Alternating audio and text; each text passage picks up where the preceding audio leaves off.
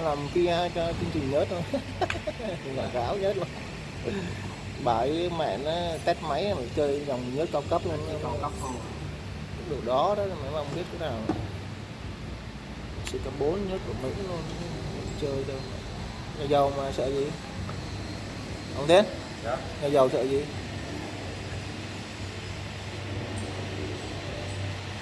Chơi thì nào mình phải đua theo ấy. Chơi đua.